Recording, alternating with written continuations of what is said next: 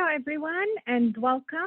My name is Rula Deeb. I'm a senior principal at Geosyntec Consultants in Oakland, California, and the coordinator of the webinar series on behalf of SERDP and ESTCP. I have the pleasure of facilitating today's event.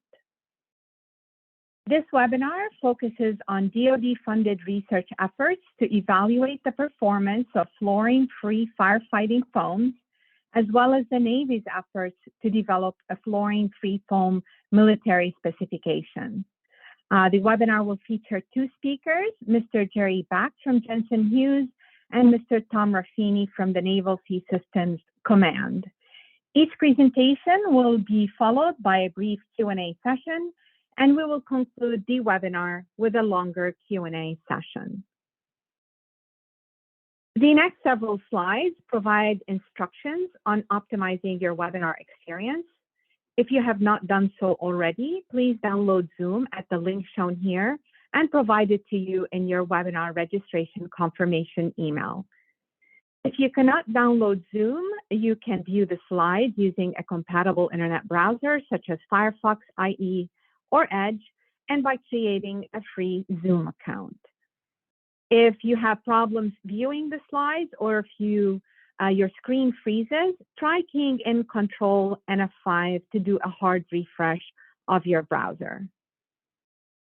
If you are accessing the audio through your computer, click the arrow next to the Join Audio button, select Test Speaker and Microphone, and follow the prompts as they appear on your screen.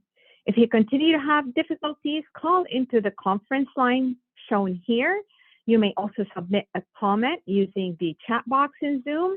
Please use the chat box only for comments related to technical difficulties, because the Q&A option should be reserved for questions for the speakers. You can also download a PDF of the slides from the webinar webpage and call into the conference line provided to you in your webinar registration confirmation email. Another option for viewing is to go to the SERDP and ESTCP YouTube channel at the link shown here, as we will be live streaming the webinar on this channel. Keep in mind that today's broadcast will be listen only. You can submit questions by using the Q&A box on your screen. You do not need to wait until the Q&A period to submit your questions. We do encourage you to get them in well in advance of the Q&A sessions.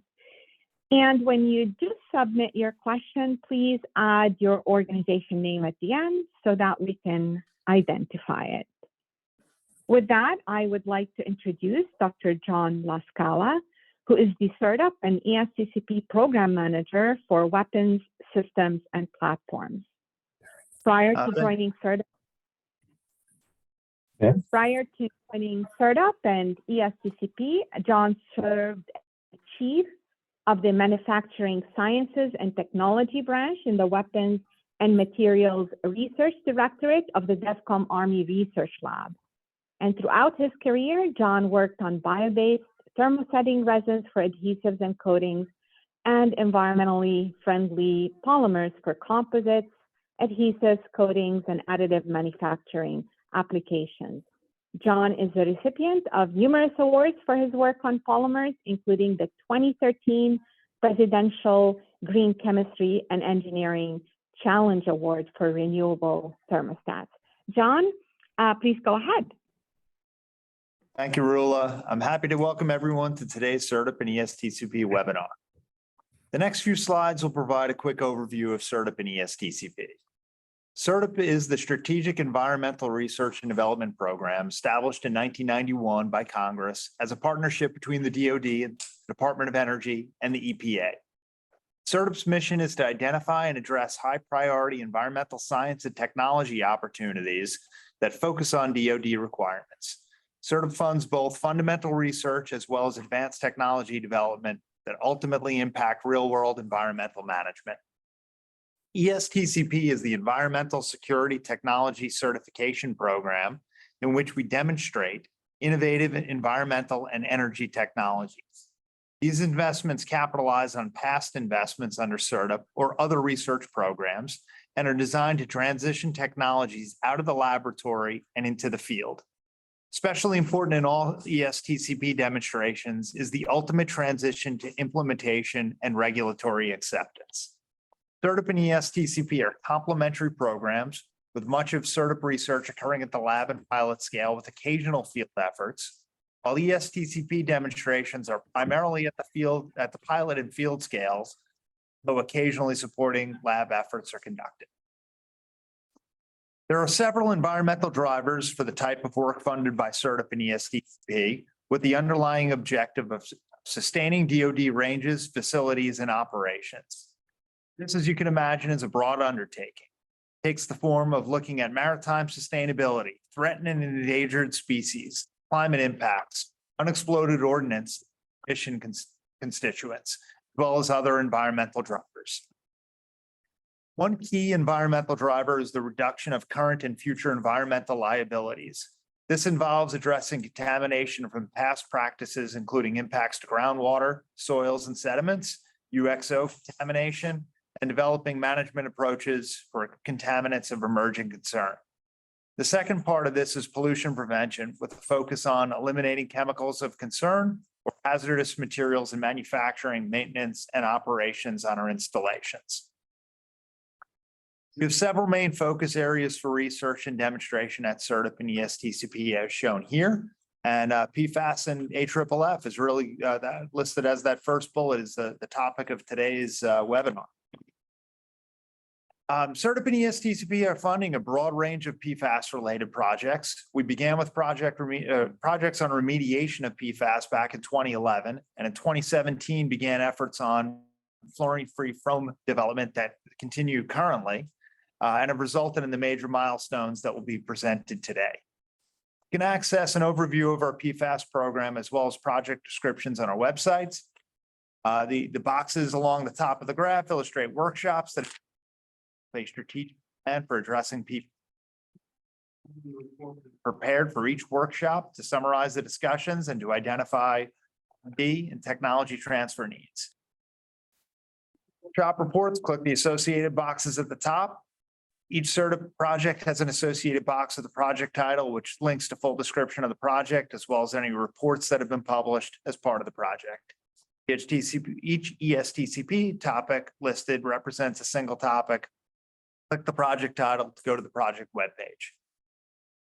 As mentioned earlier, technology transfer is very important within SERDP and ESTCP programs. Technology transfer efforts include the development of videos, training workshops, and guidance documents.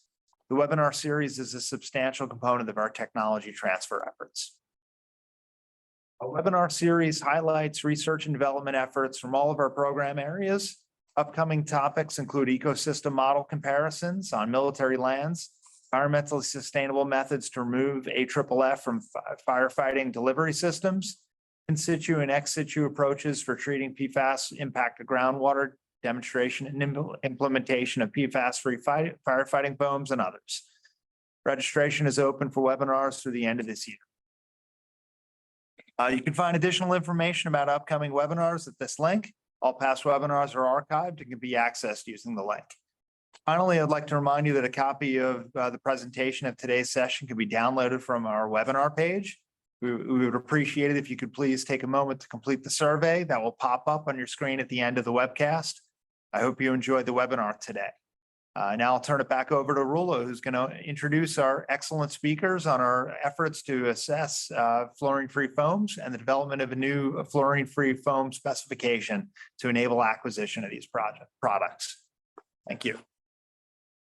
Thank you so much, John. It is my absolute pleasure to introduce our first speaker today, Mr. Jerry Back.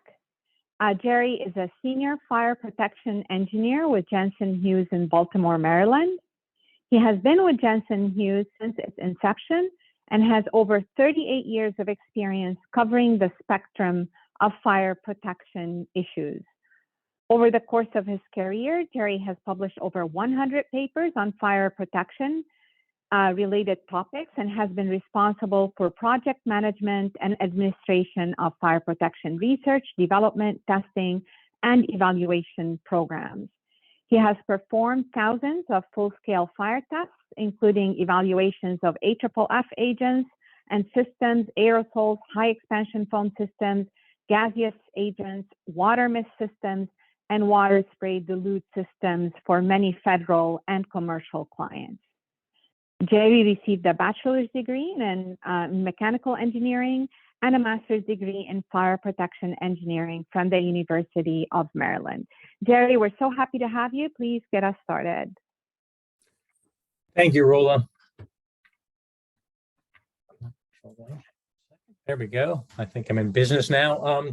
So for my presentation today, I'm going to cover the overall objectives of a number of programs that we combined together to form a systematic approach for assessing the capabilities of PFAS-free/fluorine-free foams as replacements for AFFF and DoD applications, with the ultimate objective is to provide data for the input for the development of the new land-based MILSPEC. I'll provide a high-level overview of the various programs and a high-level overview of the results, but more importantly, I'll provide you with the locations and where you can actually go look up the details of each of those test programs, including the results. I'll discuss some of the firefighting tactics and techniques that we developed to optimize the capabilities of these new fluorine-free products. And then I'll conclude with a couple slides that summarize what we've done so far and the advantages to DoD. So the ultimate goal of our whole program was to meet the FY20 NDAA, which is the National Defense Authorization Act. And that requires the implementation of new products to replace AFFF by 2024. And in order to do that, we needed to develop a new land-based fluorine-free MILSPEC. I'm going to talk today about the fire. Must be on automatic timing. I'm going to talk today about the fire performance research that we use to provide input to the development of the MILSPEC. And Tom Ruffini will follow me and describe to you the whole process of developing the MILSPEC and the hurdles that we had to address along the way. Our going in position was to use all the legacy equipment, the proportioning system and discharge devices for these products going forward. And again, our focus was land-based, so we looked at specifically fresh water to make the foam solutions. These are the 5 SERDP ESTCP programs that we strung together. They progressed through from a literature search, small scale screening tests, detailed approval scale level testing, parametric assessments of foam quality on fire performance, and then finally very large scale / representative scale fire tests that we ran out of China Lake Weapons Center in the Mojave Desert, just to make sure that we were confident fielding these products going forward, knowing that they're not as good as AFFF. So I need to mention that we could not achieve these objectives without the tremendous support of SERDP ESTCP, Weapons Systems Platform Program Area, and they've been infinitely helpful helping us to develop where we are today. There's a delay in the slide shifting, guys, so I apologize. So I moved this slide up forward at the 11th hour. It's a real quick tutorial about the differences between AFFF and PFAS/fluorine-free foams. AFFF, there's 2 mechanisms that combine to smother the fire. And when I mean smother the fire is the way that these liquid fuel fires are extinguished. You have to contain the fuel vapors below a blanket or a film or both and prevent them from mixing with air, which is actually where the burning occurs.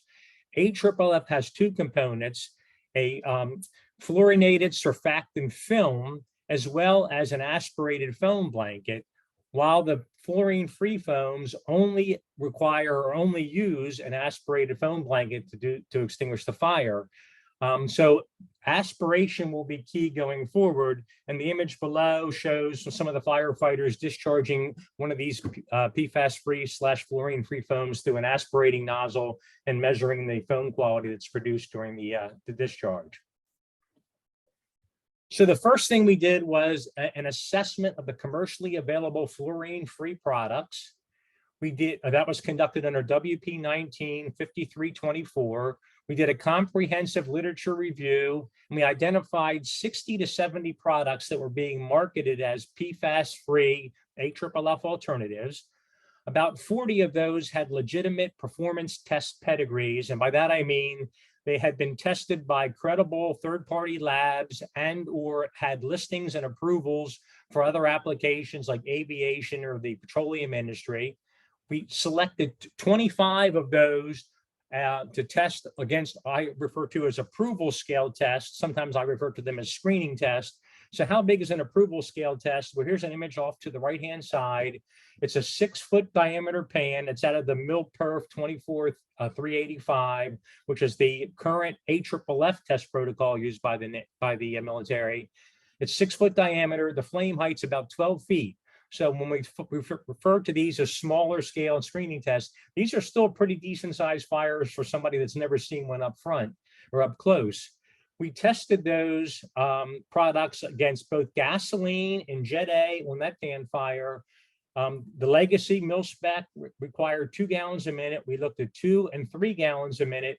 We also changed some of the aspiration of the nozzle. So after running well over 100 approval scale fire tests, one thing that was obvious was there were 5 products that demonstrated superior capabilities compared to the other 20 that we had.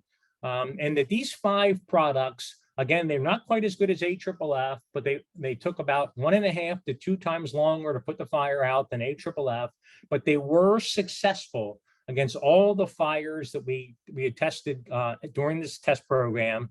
So we decided at that point, okay, we're going to take these top 5 as our baseline going forward. And that's where you set the initial bar for the next few test programs. We then took those 5 products and we put them through the entire gamut of AFFF MILSPEC testing under program WP19/20-5373. We assessed their firefighting capabilities, their physical and chemical properties. And from chemical properties and physical properties, I mean viscosity, foamability, corrosion, and the environmental impact. In the fire performance, we took the original MILSPEC tests and we tweaked them a lot of different ways. We varied fuel types, foam solution flow rates, concentrations. As a point worth noting, these are all 3% concentrates. So they're mixed 97% water and 3% concentrate.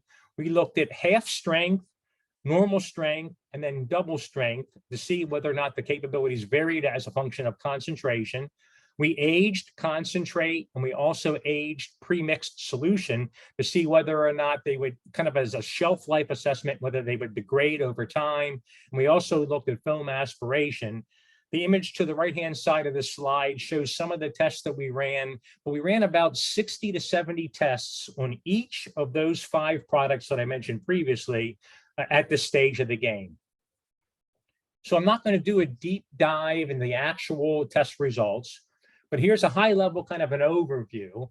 None of the fluorine-free foams could meet the AFFF MILSPEC. We knew that going forward. That's not a showstopper. They're not quite as good because they don't have a film. The top 5 products that we did select on the screening test all demonstrated similar extinguishment capabilities during this test program. They were consistent over a range of concentrations, which surprised us a little bit because we thought if you cut the concentration from 3% to 1.5, we would lose a lot of capabilities. But their capabilities stayed pretty good. So we were pleased with that. In fact, we didn't see any difference at all. We saw similar capabilities with slightly reduced aspiration. The lower viscosity products, we refer to 2 types of products, Newtonian and non-Newtonian. Newtonian basically kind of behaves like an oil or a water. Non-Newtonian behaves like molasses in wintertime. The thinner products, the Newtonian products, their burn back resistance was slightly lower than AFFF, and the non-Newtonian products were slightly better than AFFF, but they were still adequate across the board. We saw no degradation in capabilities due to the aging process. When we finished all this, we had a really good 350 to 400 test baseline data set to go forward with the development of the land-based MILSPEC. We then went ahead and did a study to look at how foam quality affects the capabilities of these fluorine-free / PFAS-free products under WP19-5374, with the idea of trying to get our head around whether we deployed those in typical DoD hardware, whether they would work properly. So what we did was we characterized the foam quality produced by most of the typical DoD discharge devices. And then we assessed the capabilities of the 5 products as a function of foam quality, again, to give us a kind of a confidence level that if we deployed them today, that they would work properly in currently installed systems and equipment.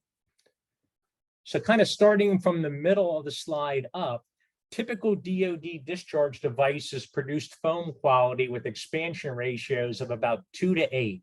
And I probably should define what an expansion ratio is. Basically, is what's the volume of the solution after it's discharged through the nozzle. So it expands, the liquid expands to a factor of 2 to 8 greater as it becomes aspirated and the bubbles are formed. And then we went ahead and we tested these products over a range of expansion ratios. And we determined that the critical expansion ratio or aspiration for Jet A, which is a kerosene-based fuel, it has a higher flash point. It's easier than lower flash point fuels. We came in at about an expansion ratio of about 4 for our test application rate, but gasoline required about 5.5 to go out to put out because of its higher vapor pressure and its lower flash point. And we presented the results in a detailed report, which basically shows where the nozzles types fall as a function of extinguishment time and aspiration rate. So at this point, we're really confident. We know what the capabilities of these products are as a function of a lot of different parameters, including the discharge devices. So we went out to Naval Surface Warfare Center out in China Lake in the Mojave Desert, and we did 2 large-scale test programs, WP21-3461 and WP21-3465. The intent of the program was to convince ourselves that we would be confident fielding these products against actual, realistic, large fire scenarios. And there's some images down below. The fire scenarios that we tested against were large spill fires and large running fuel fires, which are representative of aircraft rescue and firefighting type scenarios. And we combated those fires using both hose lines and turrets on small crash trucks. All of the tests we ran on the large scale to date have been using F-24, which is the military's version of Jet A, which is the aviation fuel used in commercial aviation today. One of the observations that I wanted to note, let me take a step back further. I'm not going to go into a detailed description of all the test results. The 5 products that we took out to China Lake all did very well against our full-scale aircraft rescue and firefighting type scenarios, the spills and the running fuel fires. But we did make a few observations that are worth noting. One of them was that the aspirated foam blanket of the fluorine-free foams sometimes became milky due to a number of parameters. And these parameters could include poor aspiration coming right out of the nozzle, as an example, plunging of the foam solution into the fuel, elevated fuel temperatures, and Jet A can be well above the boiling point of water. So that tends to pop bubbles really quickly. And then the surfaces around the spill area. And the image to the top right-hand side shows the foam blanket breaking down. And interestingly, the fire has spread back over the milky surface. Now, those little ghosting flames are very hard to see from a firefighter perspective because they have tinted face shields. So one of the obvious takeaways was that situational awareness is going to be key when combating very large fires, just for the fact that you need to keep your eye out for this potential burn back capabilities on top of the foam blanket, if not applied properly with the proper discharge devices. We also looked at how well the aspirated foam blankets held up when we made much better foam. What we observed there was sometimes the wind would blow small holes, openings in the foam blanket, and the fuel would burn underneath or during the opening. Now, AFFF had a film that basically would fill the opening, and you could still see the fuel, but it wouldn't burn. Again, once the opening of the foam blanket occurs, you have the potential of that to relight. And again, situational awareness will be key kind of going forward. I'm going to go through the slide very quickly. We looked at a variety of discharge devices Our focus going in was to use standard nozzles that are used with AFFF, and they were actually designed way back in the day, basically for use of water. They're very flexible as far as spray pattern is concerned. When you use those nozzles, you typically produce expansion ratios or aspiration rates of 2 to 6. We also looked at foam tubes, which is the image at the bottom, and they're designed to make well-aspirated foam. They come in somewhere between 10 to 20, but the problem with those is that there's no pattern adjustment. And a lot of those foam tubes are developed back in the protein foam days. So there are some, while they make good foam, they don't allow you the flexibility that you need to really accurately or to effectively fight the fire. And then there's a nozzle here in the center, the quad cup nozzle, which is a hybrid nozzle. And it actually has the ability to slide a sleeve forward on the barrel and increase the aspiration of the foam. The problem with the nozzle is that you have too many things that you can adjust. And the firefighters really need to focus on fighting the fire. So they tended to get distracted trying to use these new fancy nozzles, which work pretty well.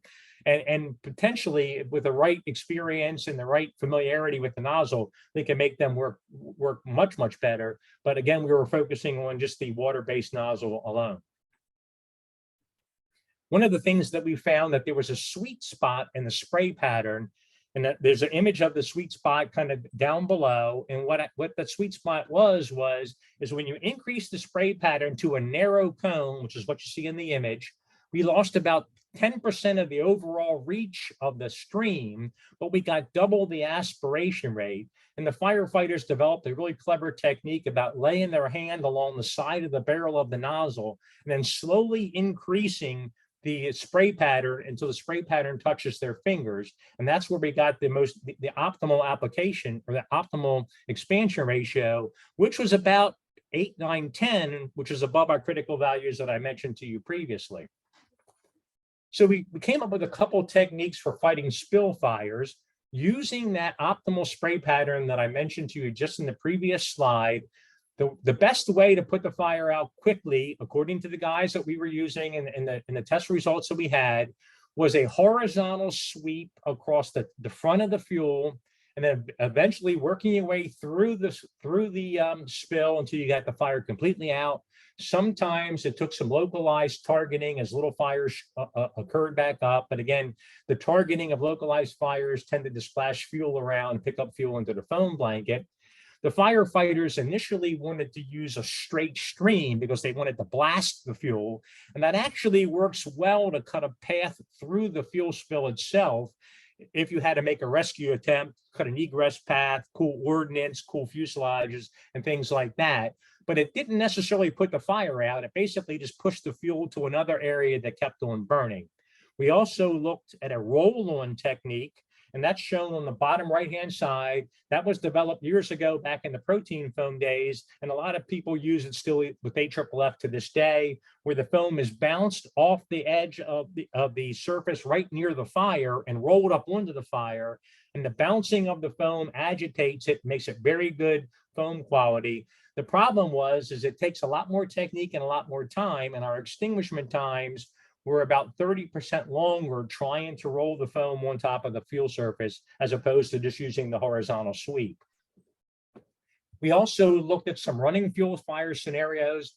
Our running fuel fire scenario consisted of a pipe manifold that had a horizontal slit in it. We pumped about 50 gallons a minute out of that horizontal slit. It was designed with the intent to simulate a ruptured wing tank of an aircraft where the fuel is spilling onto the deck. It's creating a larger spill fire and flowing fuel fire down on top of it. The attack that worked best for the running fuel fire was they needed to initially get to the fuel source itself and cool that area around that. And the best way to do that was to take the roll-on technique that I mentioned previously, roll the foam toward the base of where the fuel was spilling out of the wing of the aircraft or out of the pipe. When they got there, quickly sweep up and down to get the fire out of the manifold and to cool the area around it. If you had a dual agent like a PKP, which a dry chemical extinguisher or dry chemical hose line, which is called a complementary agent, an NFPA 403/460, that's the time to discharge it onto the spilling component. And then eventually they would go back and mop up the areas around the spill itself that are still burning. The most informative time that I had was we brought in some inexperienced firefighters to help conduct the test. And as the test series went on, we gave them an opportunity to fight the fires. Now, these firefighters had been trained, but they didn't have any real hands-on experience of how to use nozzles and apply foam to fuel surfaces. And when we saw them do the first few tests, it got a little scary because they were awkward. They had no technique. They would punch holes in the foam blanket. The fires always got worse before they got better. But by the end of the week, they had eventually gotten the hang of it. And the takeaway from all this is that training is going to be key going forward to effectively field these in the future. So here are the conclusions and kind of a summary. We took a systematic approach to develop a data set for the performance requirements of MILSPEC 32725, which Tom will talk about in a minute. We did pretty well with commercially available products. We identified which ones seemed to perform the best, and we based a lot of our test results and a lot of our logic based on the capabilities and the characteristics of those products today. But ultimately, we convinced ourselves that we would be safe going forward, fielding these products, and we've learned how to use some of these products effectively. And ultimately, we punched the ticket to make the first step into meet the NDAA FY20. Now, as a second step, as Tom's going to talk about in a few seconds, about the actual development of the MILSPEC itself. But we made major progress. We got a decent data set, confidence level. We know how to use the products effectively. And I guess Tom will talk about it. So we have major benefits to DoD going forward to meet this NDAA requirement. And last but not least, okay, these links here, if you clicked on this, you would see the link to each of those 5 programs. And under each of those 5 programs, there are detailed test reports showing test plans, test results, and things like that. The test reports that actually have the names of the products in right now are distribution D, because we're not going to put the names of the products out on the street. It's premature. We're waiting for them to be approved by to go through the QPL testing, and then they'll become publicly available. And then ultimately we'll circle back and we'll put the names that we used in the research at a later date. So thank you very much for listening. I hope I didn't run long. Might as well open up the floor for questions. You're right on time, Jerry. Thank you so much. Just a reminder, you can submit questions by using the Q&A box on your screen. We have received several questions on the first portion of the webinar that Jerry will answer now. And the first question, Jerry, has been asked by a lot of our participants. And I know you ended your presentation with a response, but can you repeat whether the names of the fluorine-free products tested be available to the public at some point in a report and/or database? Yeah. So right now, we're not providing the names of the products. We're keeping them as a blind study for now. The names of the products that go through the QPL testing or the actual MILSPEC testing will be on the QPL database, so you'll be able to see which ones actually meet it. It's slightly premature to put those names out now because ultimately they're going to have to go through and meet the total test requirements in the MILSPEC. And then eventually we're going to circle back and we'll put the names on distribution A reports once all this kind of is clear. Does that make any sense? Yes, thank you so much, Jerry. And another question that was asked by 2 of the participants has to do with whether you're aware of any toxicity testing that was completed on the fluorine-free foams, or if there were concurrent projects that look at that. There were a number of SERDP ESTCP programs that looked at toxicity of the 5 that we actually liked the performance of. I don't have those results handy, and I know Tom Ruffini is going to talk a little bit about some toxicity information next, because that was obviously a key issue going forward. So, so no help on the answer, but there has been some. You can do a little bit of homework on SERDP ESTCP, and Tom will talk about it in a few more minutes, I hope. Great, and we'll just drop in the chat box the link to the PDF the interactive PDF that John talked about was a listing of all the AFFF and PFAS projects. And for those of you that are interested, you could go to those project web pages directly to look at the DoD-funded work on F3 foam toxicity. All right, this next question is from the Assistant Secretary of the Army, Acquisition, Logistics, and Technology. Freshwater is a relative term depending on location. Did you look at varying levels of contaminants in freshwater, such as chloride? We did not. We typically just used water out of the fire hydrants during all of the tests that we ran. So we did not do any kind of a parametric assessment of contaminants in water. As a point worth noting, a couple of these products actually publish the fact that they can be used with salt water. So there are a few of them, I think, by definition, would be a little bit more tolerant to contaminants, but no, the answer, we did not look at water quality. Great. Thank you so much. And a related question to one of the earlier questions we asked you from the New Jersey Department of Environmental Protection. When information will be available on the fluorine-free products, do you know whether formulation composition will be made available? Or is this going to be proprietary information depending on the manufacturer?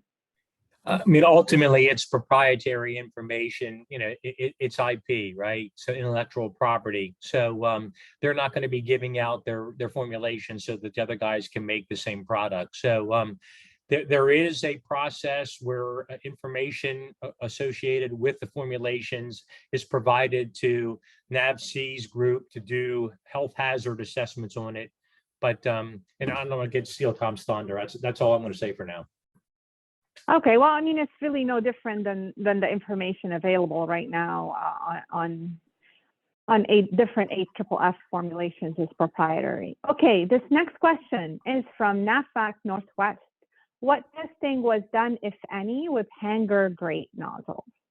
So we did do foam quality testing with hanger grate nozzles. The hanger grate nozzles actually did better than I thought they were going to do. They came in at about 11 expansion, and that the critical values, as I mentioned during the presentation, we saw for Jet A, which is what you're going to be having your hangers most of the time, was about 4. So there's a couple of orders, there's a couple whole number multipliers there where, which leads me to believe that your hanger nozzles should be fine. Great, thank you so much. This next question has to do with the shelf life of the products that were tested. Do you have any information of how stable these compounds, these formulations are likely to be? So we did do the accelerated aging test portion of the AFFF MILSPEC on these concentrates and premixed solutions, and they did well. So that was our initial default. We did a lot of research trying to identify a standard shelf life test that we could use in the actual MILSPEC itself. I don't want to steal any of Tom's thunder, but long story short is I think it'll be something that we're going to add in the future, but we definitely have the aging in the MILSPEC today. Fantastic. This next question is from ADA Technologies.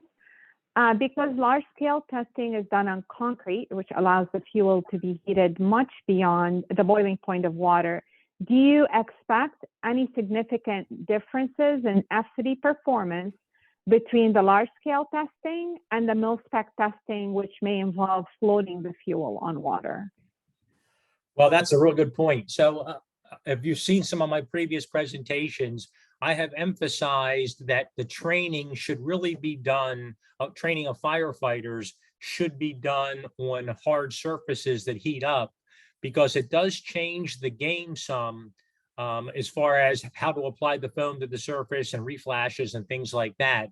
But keep in mind, approval scale testing, the MILSPEC tests, they're basically cost-effective ways of identifying viable products that kind of fall above the performance line. They're not necessarily meant to be exactly representative of the scenarios that you're going to be combating against. So I do think that there would be a slight difference in capabilities if indeed you didn't have the water substrate, but I do think we have it covered in all the tests that we've conducted to date. Great, thank you. This next question is from SafeSpill.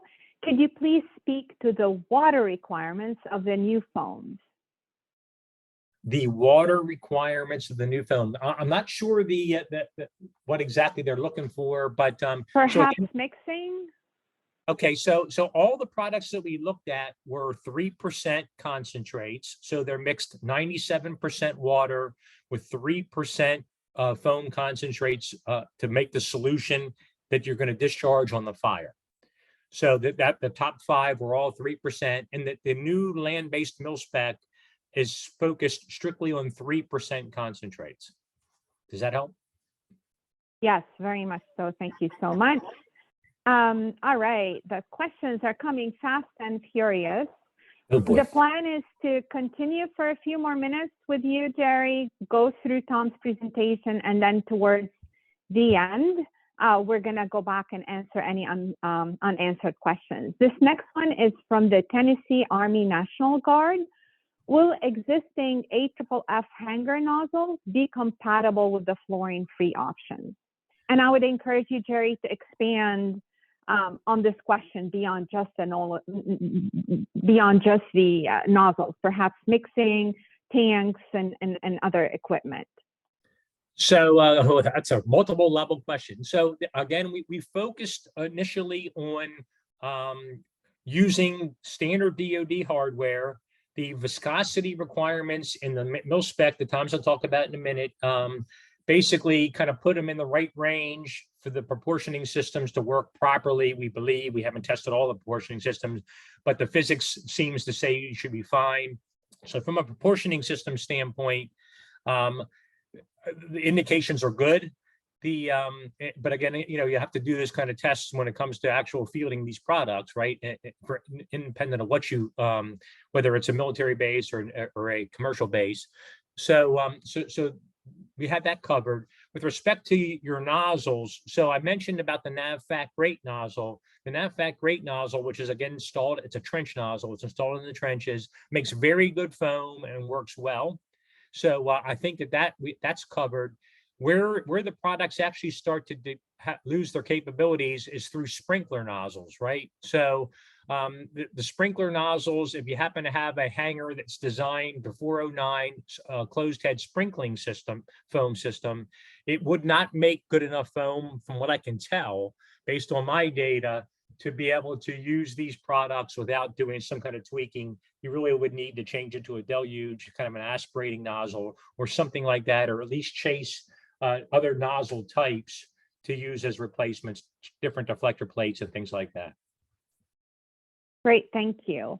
And a last question that I'd encourage you to answer, Jerry, and then perhaps John and Tom can weigh in, and it's a good transition to Tom's question. What's the interface? There's 3-4 questions along these lines. What is the link between the products you tested and the qualification process? Can you elaborate on that? And then I'm going to ask Tom and John to weigh in. So as a very high level, right, we identified the best performing products out there, and then we verified whether or not we thought that they would be adequate in DoD land-based applications at a variety of scales. So that's what we did first. And then we used the capabilities to some respect of those products to help develop the performance requirements in the land-based MILSPEC. And I'm not going to talk any more about it because I know it's Tom's baby. All right, Tom, that's your cue. Thanks, Jerry. So I'll just tack on to that answer before we begin the presentation. And I'll say that an important thing to understand about this military specification, probably like all government specs, is many times we're limited by what the best of the best in industry is today. Yep. So all of the R&D that was done, all that research and demonstration that Jerry just covered helped us identify, as Jerry said, we looked at, top performing firefighting agents that had a decent test pedigree. And then there was a parallel effort to look at ecotox and do some other screening on environmental impact tests. And all of that data fed to us and gave us the ability to establish either, a test range or a specific test point. And that's what you see in the new military spec today for the fluorine-free foams. So there's definitely a connection there. And then I'll speak a little bit more about that during my presentation. Great. And before I introduce you, John, would you like to add anything on your end?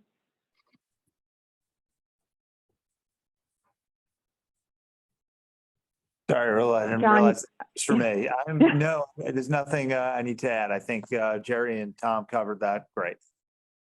Fantastic. All right, well then let me go ahead and introduce our second and last speaker for today. Tom Ruffini is a fire protection engineer with the Naval Sea Systems Command in Washington, D.C. He joined NAVSEA in 2019 from the U.S.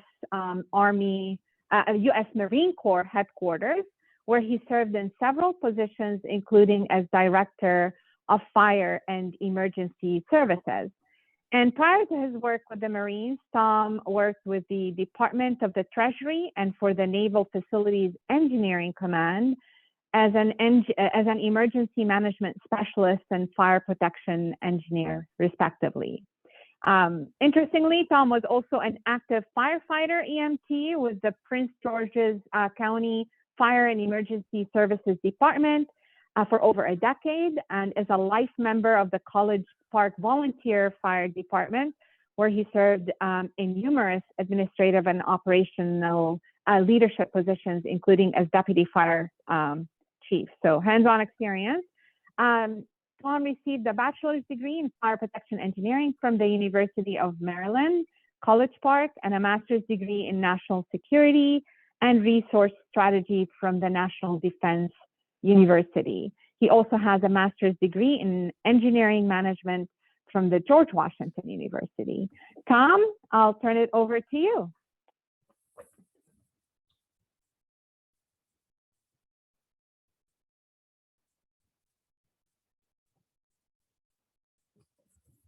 You can't hear your You are Tom. on mute.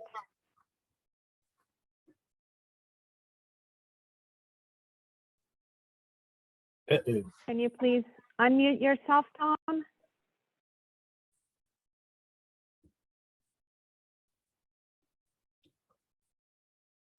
Right, just a minute while we figure out why the unmute button is not working. Does it make sense? There you Okay, go. you got me now?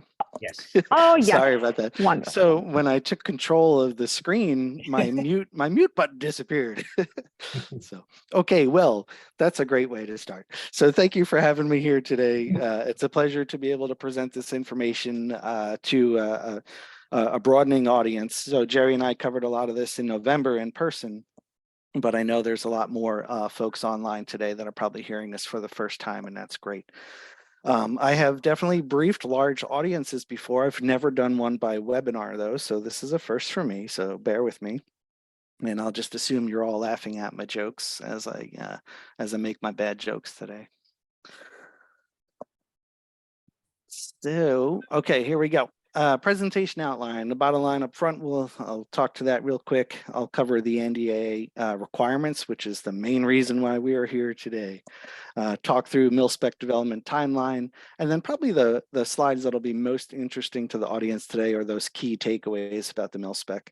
Then I'll transition into a few quick slides about MILSPEC qualification, and then more specifically about qualification of the fluorine-free foams now that the MILSPEC is published, and then into next steps and benefits.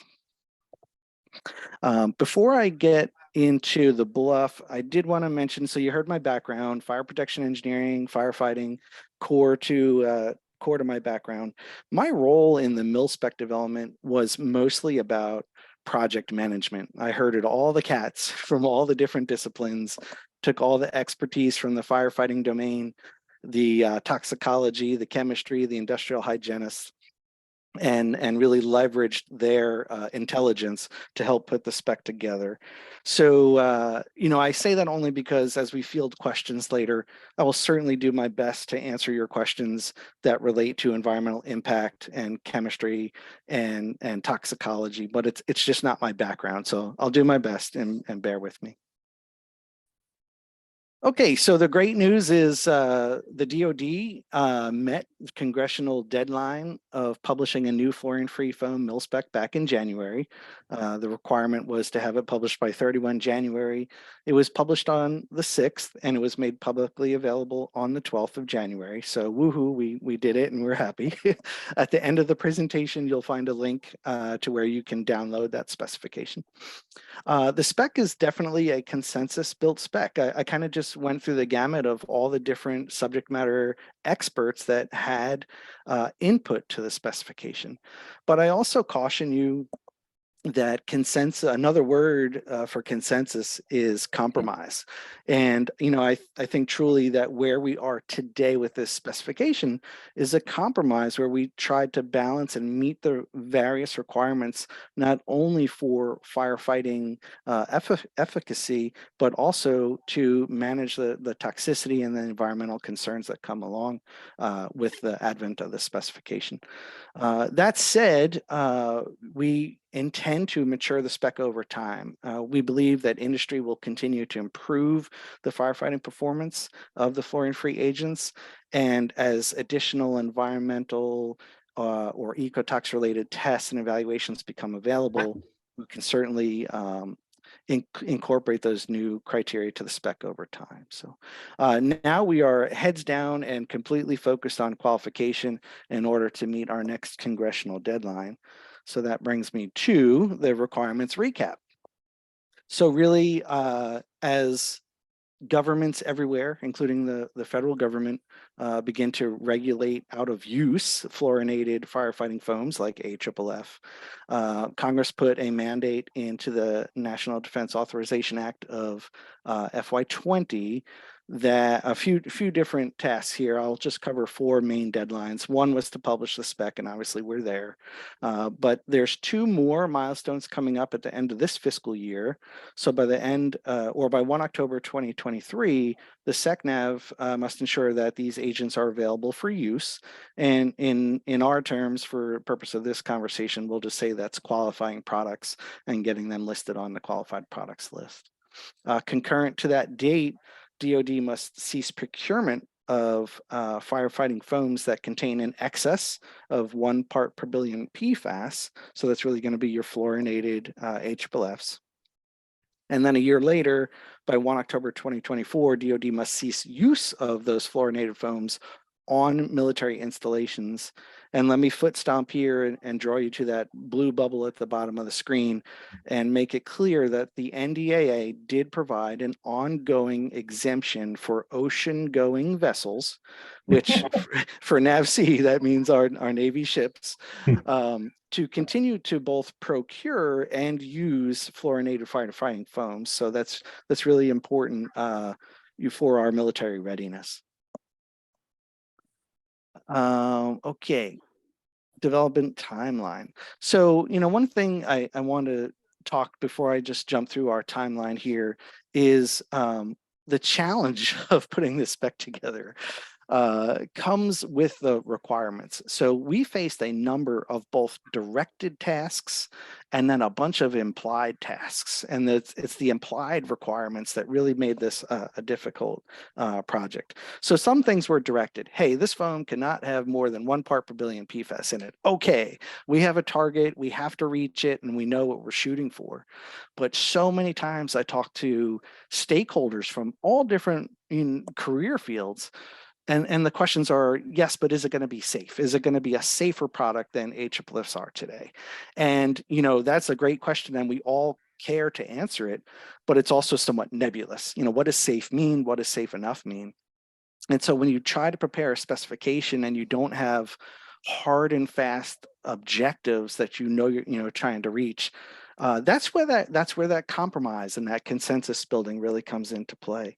So the challenges were not only dealing with PFAS, and making it safe enough, but for the firefighting community, also give us a foam that is effective enough, and if you can match the capabilities of AFFF, that's what was wanted. Obviously, you heard from Jerry, we're not quite there yet, but we're still in a good position. And then behind the scenes of all that was the pressures of the congressional deadlines, and then internal to DoD was, hey, minimize cost of transition, and move as quickly as possible and try to stay ahead of those deadlines as well. So no easy feat there.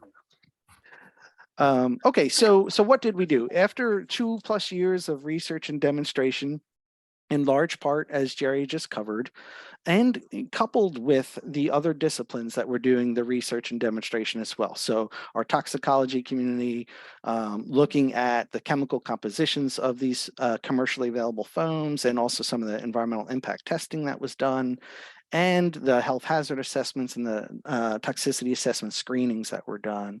All that input comes together, and around August 2021, we started to put pen to paper. And I won't walk you through all of these time hacks here, but I would note the two major technical reviews. One was a stakeholder review. This is the first time that both government and industry was engaged in March 2022.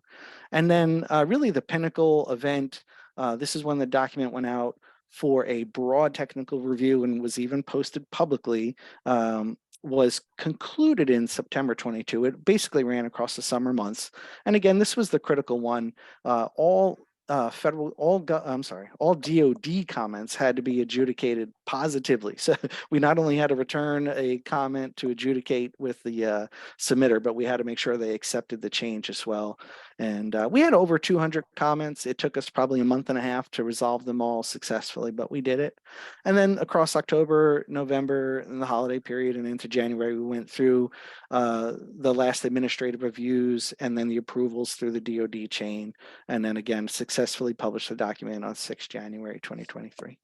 So that was about 18 months from the time we put pen to paper to actually getting the document published. And if you know anything about how the government runs, again, that was a pretty impressive feat that if I've ever witnessed. Okay, the next few slides are really a summary of the MILSPEC, some sort of the criteria, and then also what we know about the F3s today, at least through the R&D period, and how we believe they hold up to the spec. For your information, we used the AFFF MILSPEC as a baseline document and basically did editing to that spec to build the fluorine-free spec. So from a toxicity perspective, we included all of the testing that is already in the AFFF spec, and then we expanded from there. So, but we have aquatic acute toxicity, chemical oxygen demand, and biodegradability. Those were tests that were already in the AFFF MILSPEC.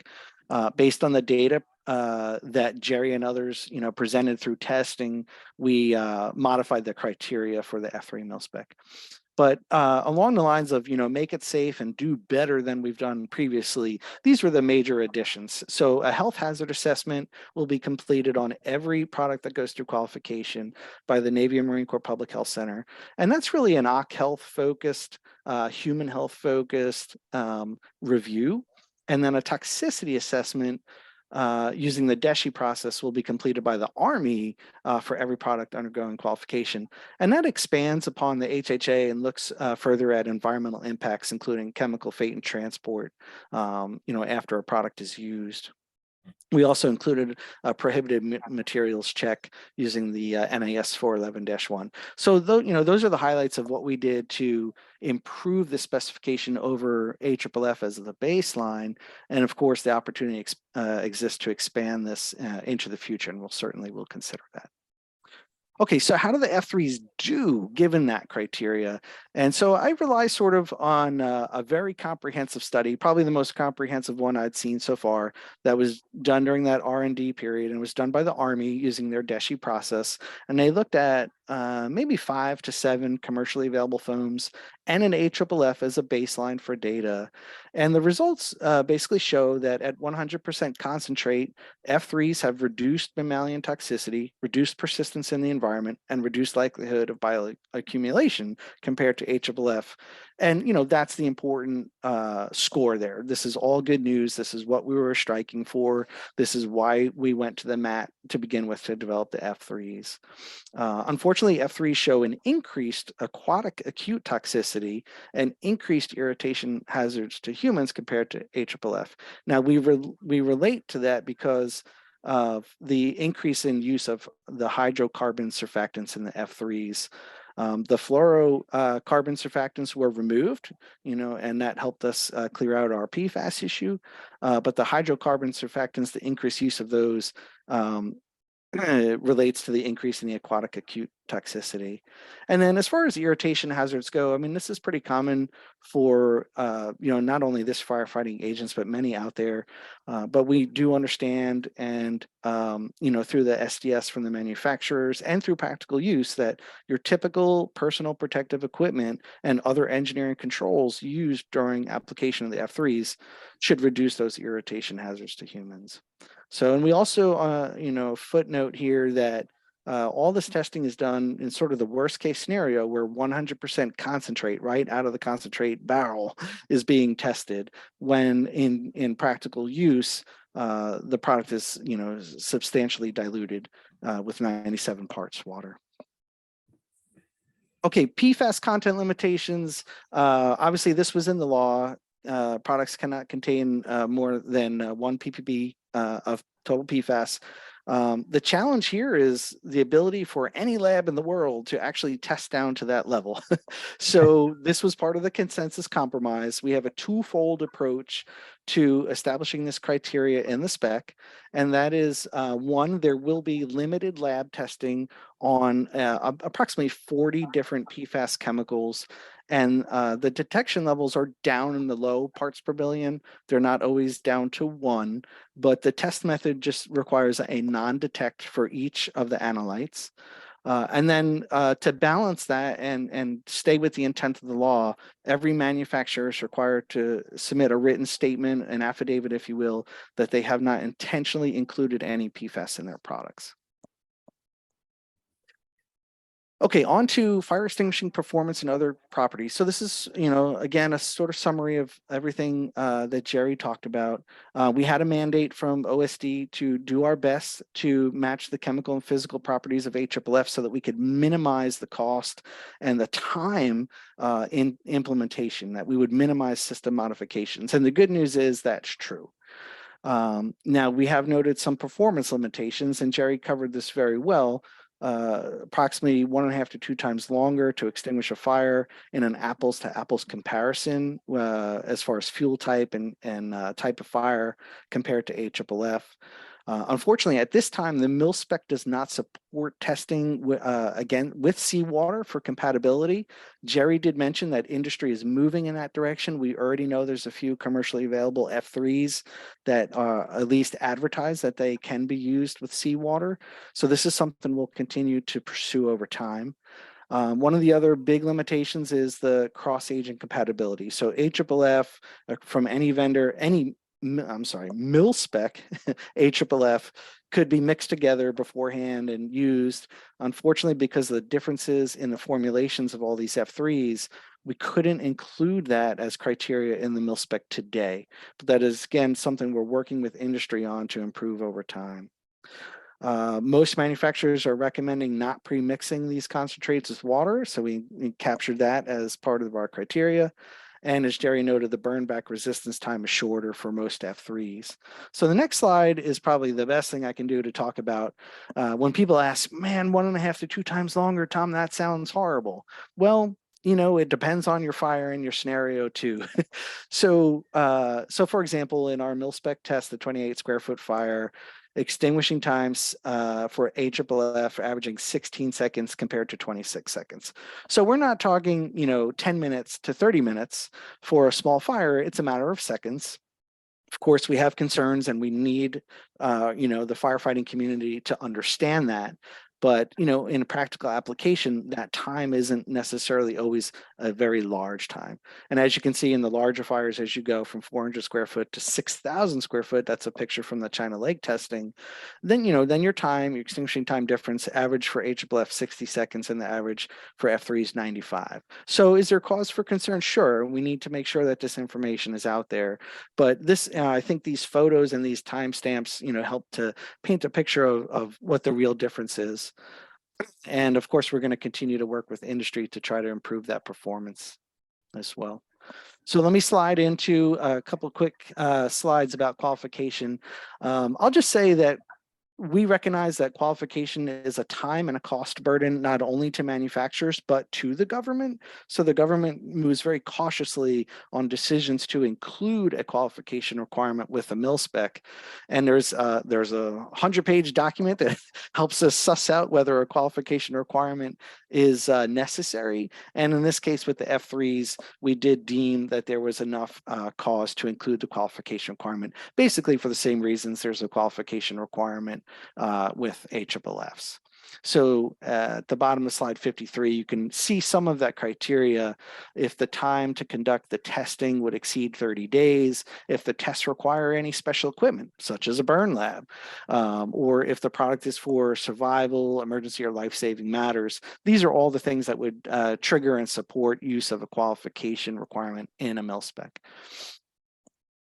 So slide 54 shows you basically a simplified flow chart of what the fluorine-free foam product qualification steps will look like. So we needed the MILSPEC to be published, as it was in January, before manufacturers could submit a product for application for qualification. Obviously, if the criteria isn't published yet, then we don't know what we're testing to. So, but we crossed that milestone and we started to receive applications from manufacturers. NAVC serves as the qualifying authority for this MILSPEC. And so we are the central point of contact to receive applications and approve them, but there's a host of other agencies that are now supporting test and evaluation. The Defense Contract Management Agency is doing plant surveys for us. The public health centers from the Navy and the Army, as I mentioned, are doing the HHAs and the toxicity assessments. And NRL Zone is doing a whole bunch of test and evaluation for us, including the actual fire performance testing, chemical physical property tests, and then they will subcontract out to other DoD ELAP accredited labs for the PFAS content testing and for other recognized labs for environmental impact tests. Now, the good news is we're moving all of that test and evaluation concurrently, including the plant surveys. And that's not normal. We've made an exception here. These things would usually be done in sequence, but we're allowing the plant surveys and the evaluations and the testing all to begin concurrently because of the time constraints that we're under. At the end of the day, as the test reports and data come back from all of those supporting agencies, they'll feed their final reports to NAVC. We'll review them. We can go back with questions. But ultimately, the technical warrant holder for fire protection systems at NAVC will have to approve all the test reports and make a determination if a product should be qualified to the MILSPEC. Assuming a product is qualified, we notify DLA and they update their SIS database and establish a qualified products list for the F3s. And then at that point, a manufacturer can then advertise that they sell MILSPEC foam. It's also at that point that everyone listening here, I know you're all interested in who's in the game, who are the manufacturers, what are the product names. Well, it's not until they hit the QPL that we would be allowed to share that information. Okay, wrapping up. So we expect qualification of an individual product to take between 90 to 120 days. Now that's upon receipt of concentrate at NRL, where we can actually start doing testing. So there's been quite a plethora of administrivia in the application process and the test and the vetting and establishing agreements and money transfers, etc. But we are just reaching that point now in April where concentrate is being shipped for candidate agents to NRL and our testing will get underway. The 90 to 120 days really accounts for some of the longer tests required by the MILSPEC, such as corrosion testing. And then those HHA and the tox screen evaluations typically take about 90 days. The good news, though, is that we can move products through qualification concurrently, and we are doing that. We'll attempt to qualify as many products as soon as possible, all the while though being cognizant of what the law requires, which is to have at least one product qualified by the end of this fiscal year. And I'll reiterate that NAVSEA as the custodian of this MILSPEC, the author and custodian of the MILSPEC is the qualifying activity. So it'll come down to a NAVSEA decision to qualify a product or not. So our next steps, again, keep charging forward to qualify as many products as possible, as quickly as possible this fiscal year, and then continue to engage with all the stakeholders inside and outside of DoD, and continue to try to, and with industry, and continue to try to improve the specification. So benefits to DoD with this project, obviously getting a new fluorine-free firefighting agent on the street is it, beginning with the publishing of the MILSPEC and then moving into qualifying foams and making them available for shore-based use at military installations. Foot stomp. Okay, and then this slide shows you a couple links where you can not only download the MILSPEC, but also where you will eventually find products that reach the QPL. And I guess we'll move to questions. Great. Thank you so much, Tom, for a very comprehensive presentation. We'll go ahead and start with some of the questions that are coming in. Who did DoD coordinate with during the development of the new MILSPEC? Yeah, or great other question. agencies involved? So initial coordination of the MILSPEC, again, this is a military specification. Technically, this applies only to DoD, and applicability of use is at DoD land-based installations. So our core constituents here were obviously the military services that are required to transition away from AFFF. We did a lot of engagement with facilities fire protection engineers, with the DoD Fire and Emergency Services Working Group, the firefighting community, and also with the ecotox SMEs, subject matter experts from throughout DoD. But leveraging all the research and demonstration projects that were completed under the SERDP and ESTCP programs, there's really a lot of other stakeholders outside of DoD that gave us great data and information and that we collaborated with. So obviously the FAA, a major partner in all this effort all along, but also industry. I can't, I'll have to make a shout out here to the Firefighting Foam Coalition. Tom Cortina is sort of our lead POC. Just great opportunities to be able to reach back not only to industry, writ large, but also to groups that meet and communicate all the time. So it really was a diverse community. So there was such an emphasis on the environmental impacts and the safety concerns with development of this MILSPEC, though, that I really do want to highlight how the DoD ecotox community, including the Navy Marine Corps Public Health Center and the Army Public Health Center, stepped in and helped us put this first MILSPEC together. Great, thank you. You talked about this, but there's several questions asking about the timeline of when exactly the QPL list will be available with the new fluorine-free foams. Can you remind everyone of that timeline, please? Yeah, sure. So trust me when I say we're moving as quickly as possible and trying to get you answers as soon as possible. Obviously, we have a congressional mandate to have at least one product qualified by 1 October 2023. But in more practical terms, as I mentioned, it's the month of April and we have concentrate being shipped to NRL now. So given our, sticking to what we've said, 90 to 120 days, but trying to move as quickly as possible, we have to account for that. So we're looking at end of summer, really, before the test reports would all be in NAVSEA's hands. And right now our schedule is really for NAVSEA to be reviewing test reports and making final decisions on qualification for individual products in the August timeframe. That is fairly rapid. Thank you so much, Tom. This next question is from the Air Force Civil Engineer Center.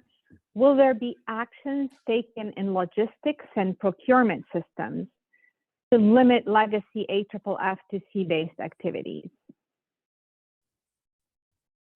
Did you repeat the question, Rula? Yeah, it's specific to any actions taken in logistics and procurement systems about limiting legacy AFFF to sea-based activities. So are you going to are the new fluorine-free foams, are they going to be cataloged with new stock numbers when you're talking about logistics and procurement systems? Yes, for sure. So the fluorine-free foams, especially in that they are not compatible across manufacturers, will all receive new national stock numbers. So the logistics and supply end of implementing fluorine-frees is an important step. So we're talking with our Naval Supply Command and also with DLA to iron out those logistics now. And then just as far as AFFF goes, remember there is an exemption for ocean-going vessels, so we do need to maintain AFFF in our inventory. And there's another working group looking at collection of what we call virgin AFFF, unused, unopened containers, and DLA and NAVSUP are working on seeing if we can identify that stock and maintain it for our continued requirement on the sea-based side. Over.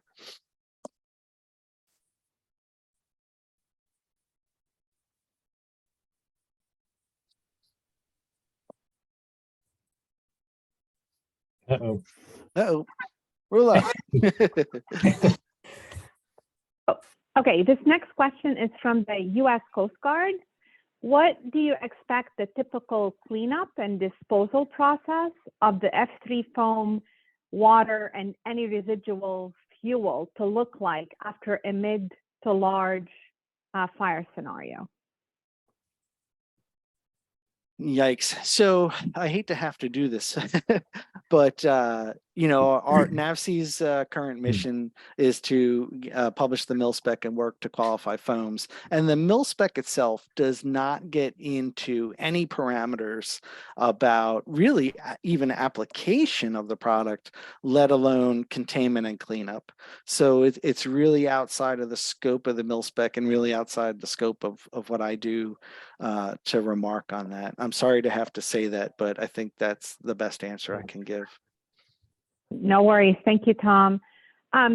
Feel free, if the questions are beyond the scope of your work, to say that for the next few questions, but we're going to ask them anyway because they're being repeated twice or three times.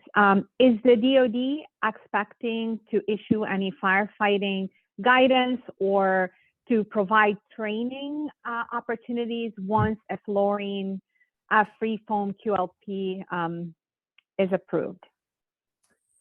So I'll take a shot at that real quick, Tom. Jerry. So, Sure. So we're in the process of publishing an NRL report right now that describes in detail the tactics and the application techniques that work best for us when we ran the large-scale validation test at China Lake. We've been funded to help develop training materials to convey some of that information down to the first responder level. So that I think that covered like the first half of the question. With respect to what's DoD going to do in training going forward, I think that's left to be seen. I'm a firm believer that in order to really train properly with these new products, you really need to throw hydrocarbon fuel onto a containment area and put it out, apply foam to it. And we've gotten away from doing that kind of training. We just typically use propane burners now and water. So there's a good chance that I think we need to go back and revisit some of that. So my thoughts.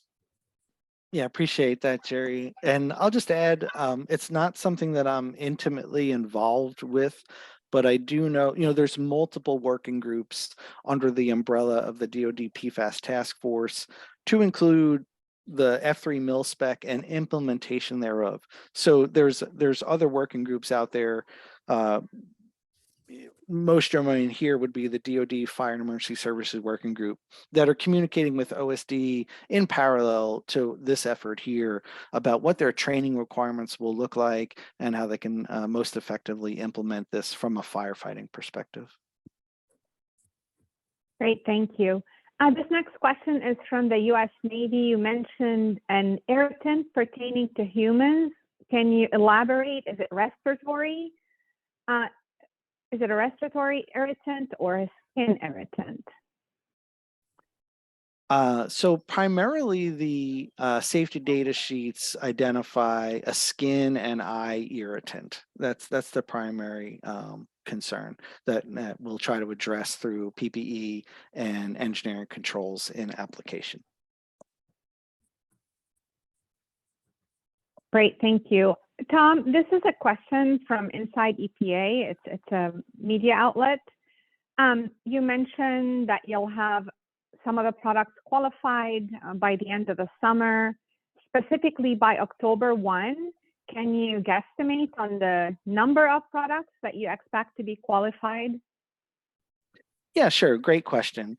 As of today, NAVSEA has reviewed and approved 5 applications. And so 5 individual manufacturers have been authorized to move into qualification testing. And I mean, as recently as Monday or Tuesday this week, in communication with our NRL lead, John Farley, I know that all 5 manufacturers are in progress of shipping that concentrate. We recently received 2 more applications that are in the vetting process still. So, you know, 5 downrange for testing, 2 being considered. And that's all we can see today, but I wouldn't be surprised if we receive a handful more. And NAVSEA will take applications on a rolling basis, and we will continue to, you know, push through the qualification process for any product that is approved to move into testing. So I'll recap and say the short answer there is 5 candidates are have been authorized to test. And that's a good news story. That's actually more than we thought we would start out with. And to add a real quick point, Rula, those 5 qualification, those products will be tested kind of simultaneously. They're not going to be tested sequentially. So it's not the 90-day plus 90-day plus 90-day. They'll all be going through it at roughly the same time. That's a really important clarification. Thank you for jumping in, Jerry. And this next question showed up in both during both of your presentations. So Tom, I'm going to ask you to respond first, and Jerry, feel free to weigh in. With AFFF, a lot of the products were compatible or interchangeable. For these fluorine-free foams, do you expect the different products from different manufacturers to be equally compatible or interchangeable? Tom? Yeah, the short answer there is no, and certainly that's one of the greatest limitations today. But you know, the simple fact is, when you look, if you literally look at the concentrate of pick any 3 or 4 commercially available F3s, if you put them in a little glass jar and shook it around, you'd see that, for example, the viscosity range is you know, pretty all over the map. the chemical constituents of every product is pretty unique, and you know, so this had to give us pause to say that we couldn't strive for that cross-agent compatibility today, but it is certainly something that I know DoD desires. And I know the FAA and many other, you know, agencies across the globe that are transitioning away from AFFF want. So we will definitely continue to work with industry and make it known that that's a desired trait. Jerry, what can you add there? Yeah, a couple good points, Tom. So one of the things that come to mind is that one of the hurdles will be, you know, you're doing health hazard assessments of specific chemicals, but now you're starting mixing different chemicals together. Do you have to do health hazard assessments of mixtures? So that gets kind of crazy. So just food for thought there. But as a point worth noting, we have done some testing to look at if one fire truck shows up and sprays one type of foam onto a fire, and another fire truck shows up and sprays a different type of foam, they don't degrade each other. They combine and work well, discharged from different devices. Again, compatibility with respect to once it's applied versus being able to mix concentrates together, if that helps.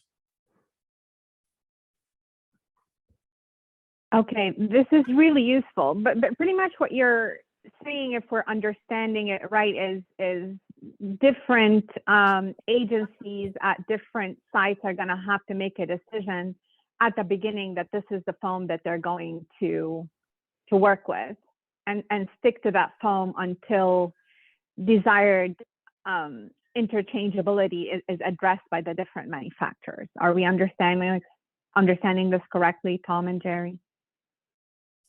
Yeah, I'll go first. I think that that's a good assumption, Rula.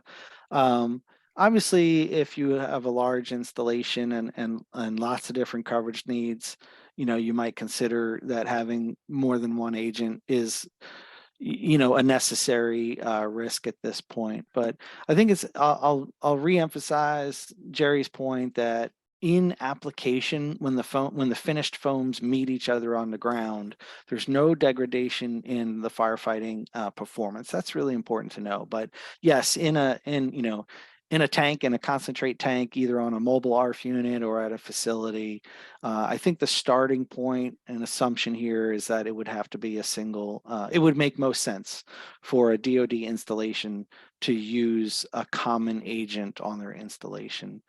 But we have to continue to understand what the risk and or benefit of doing that is through the implementation process.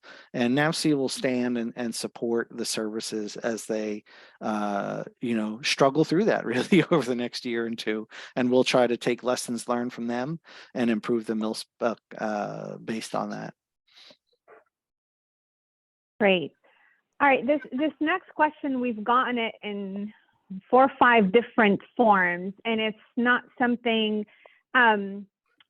you may be covering, but it would be really helpful to get both of your input on it.